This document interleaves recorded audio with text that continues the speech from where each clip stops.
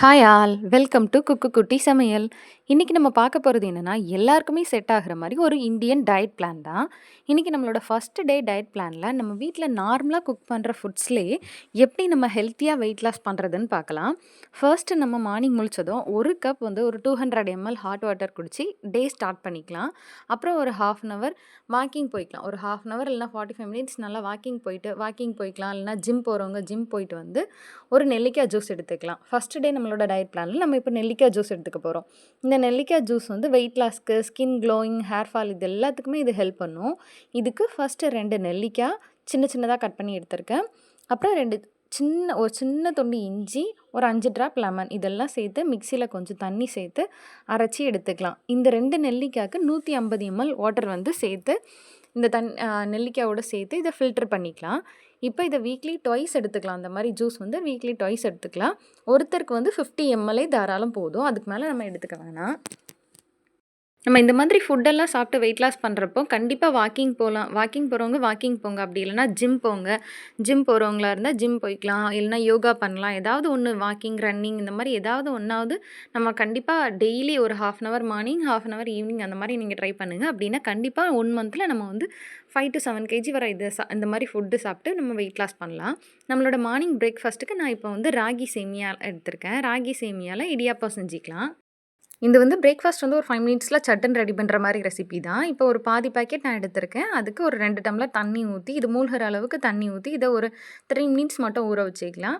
ஊற வச்சுட்டு அந்த தண்ணியை நம்ம ஃபில்டர் பண்ணிவிட்டு இட்லி கொப்பரையில் தண்ணி ஊற்றி அந்த தண்ணி நல்லா கொதிச்சதும் இந்த ராகி சேமியா ஃபில்டர் பண்ணதை வந்து அதுக்கு மேலே எடுத்து வச்சு ஒரு 5 மினிட்ஸ் இதை வேக வச்சு எடுத்தால் போதும். அவ்வளோதான், நமக்கு ராகி சேமியா ரெடி ஆயிரும். இதுக்கு நமக்கு வேணும்னா தேங்காய் துருவல், நாட்டு சக்கரை வச்சு கூட சாப்பிட்லாம்.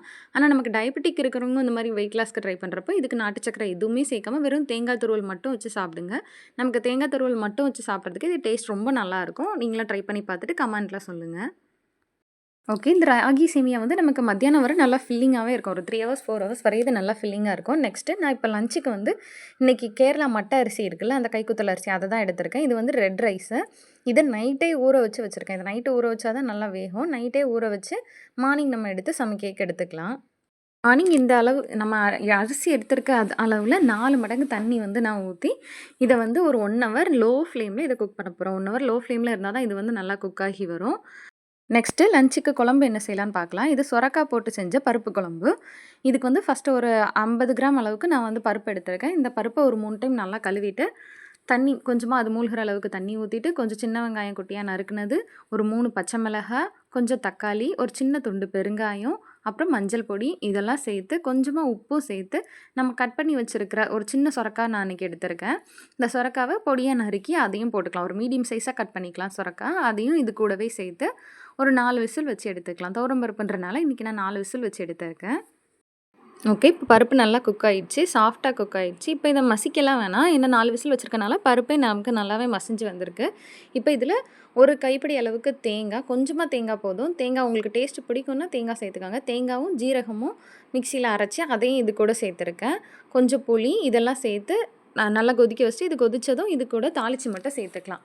நான் ஒரு கைப்பிடி அளவுக்கு மல்லிக்கீரை சேர்த்துருக்கேன். இதில் நீங்கள் மல்லிக்கீரை சேர்த்து ட்ரை பண்ணி பாருங்கள். நமக்கு வெயிட் லாஸ்க்கும் ஹெல்ப் பண்ணும். அப்படியே பச்சை மல்லிக்கீரையை கட் பண்ணி போட்டிருக்கேன். டேஸ்ட்டும் நல்லாயிருக்கும், நல்லா வாசனையாக இருக்கும். அப்புறம் தாளித்து சேர்த்துக்கலாம். தாளிக்கிறதுக்கு கடுகு, வெந்தயம், ஜீரகம், அப்புறம் சின்ன வெங்காயம் ஒரு 5 வெங்காயம், காஞ்ச மிளகாய் இதெல்லாம் போட்டு தாளித்து இது கூட சேர்த்துக்கலாம். அவ்வளோதான், நமக்கு லஞ்சுக்கான பருப்பு குழம்பு ரெடி ஆயிடுச்சு. ஓகே, இப்போ நம்மளோட ஃபஸ்ட்டு டே டயட் பிளானில் நான் வந்து பாவக்காய் பொரியல் எடுத்திருக்கேன். உங்களுக்கு பாவக்காய் பொரியல் பிடிக்காதுன்னா இந்த மெத்தடில் நீங்கள் ட்ரை பண்ணி பாருங்கள். டேஸ்ட் நல்லாயிருக்கும், ரொம்ப கசப்பு தெரியாது. பாவக்காய் அந்த கசப்போடு சாப்பிட்றது தான் ஹெல்த்துக்கு நல்லது கூட. இதில் மைல்டான ஒரு கசப்பு இருக்கும், ஆனால் ரொம்ப கசப்பு தெரியாது. பாவக்காய் எப்போவுமே இந்த குட்டி பாவக்காய், நாட்டு பாவக்காய் வாங்கிக்கோங்க. ஓகே, இப்போ பாவக்காய் பொரியல் செஞ்சிடலாம். பாவக்காய் கட் பண்ணியாச்சு. இப்போ ஒரு துளியூண்டு நம்ம எண்ணெய் சேர்த்தா போதும்.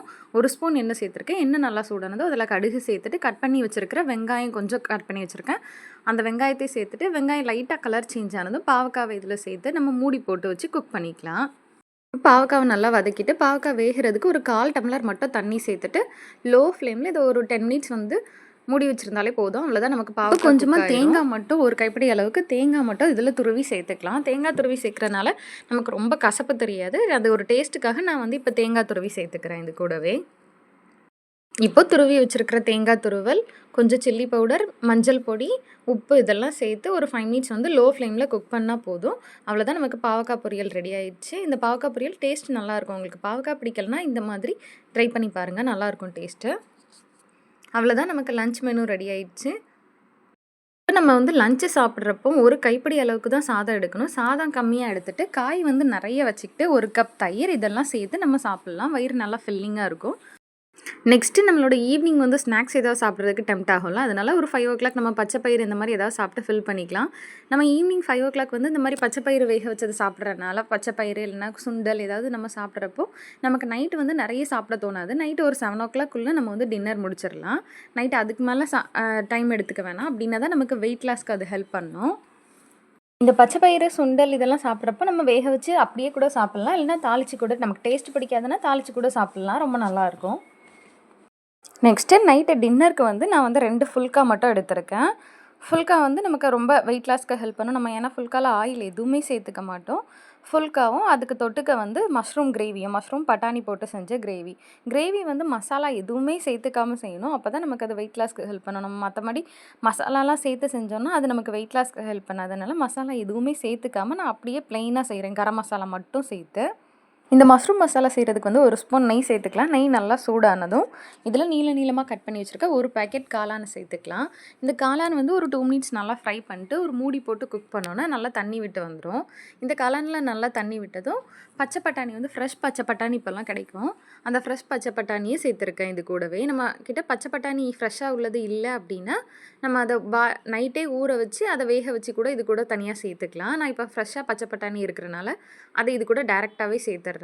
இது ரெண்டும் நல்லா பாயில் ஆனதும் கொஞ்சமாக மஞ்சள் பொடி, பெப்பர், அப்புறம் காரத்துக்காக பெப்பர் சேர்த்துருக்கேன். ஆரிகானோ பவுடர் இருந்துச்சுன்னா உங்ககிட்ட ஆரிகானோ பவுடர் அதையும் சேர்த்துக்கோங்க. வீட்டிலே பவுடர் பண்ண கரம் மசாலா இது எல்லாமே சேர்த்துக்கலாம். காரத்துக்கு நான் சில்லி பவுடர் கூட யூஸ் பண்ணல. நம்ம காரத்துக்கு வந்து நான் பெப்பர் தான் யூஸ் பண்ணியிருக்கேன். மசாலா சேர்க்காம இந்த மாதிரி ஃபுட்டாக சாப்பிட்றப்போ நமக்கு வெயிட் லாஸ்க்கு ரொம்ப ஈஸியாக ஹெல்ப் பண்ணும்.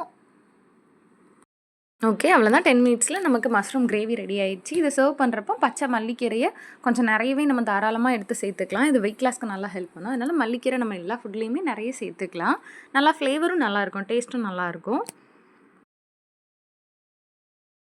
இப்போ டின்னருக்கு 2 ஃபுல்கா கூடவே இந்த மஷ்ரூம் கிரேவி, அப்புறம் ரைத்தாக்கு வந்து நான் ஹாஃப் பல்லாரியை வந்து ஹாஃபாக கட் பண்ணி அதை நீளமாக கட் பண்ணி வச்சுருக்கேன். அது 2 கேரட்டு துருவுனது, மல்லிக்கீரை இதெல்லாம் சேர்த்து உப்பு சேர்த்து தயிரில் மிக்ஸ் பண்ணி இதையும் ரைத்தாவோட சேர்த்து எடுத்துக்கலாம்.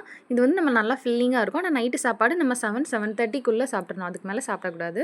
நைட்டு வந்து சாப்பிட்டுட்டு அதே மாதிரி நம்ம 45 மினிட்ஸ் மார்னிங் 45 மினிட்ஸ் வாக்கிங் போகிறோன்னா நைட்டுமே சாப்பிட்டுட்டு ஒரு 8:00 மேலே நம்ம சாப்பிட்டு 1 ஹவருக்கு அப்புறமா வாக்கிங் 1 ஹவர் போனாக்கி ரொம்ப இது வந்து நமக்கு பசியும் வராது. அதுக்கப்புறம் 1 ஹவர் வாக்கிங் போனோன்னா வெயிட் லாஸ்க்கு ரொம்ப ஹெல்ப் பண்ணும்.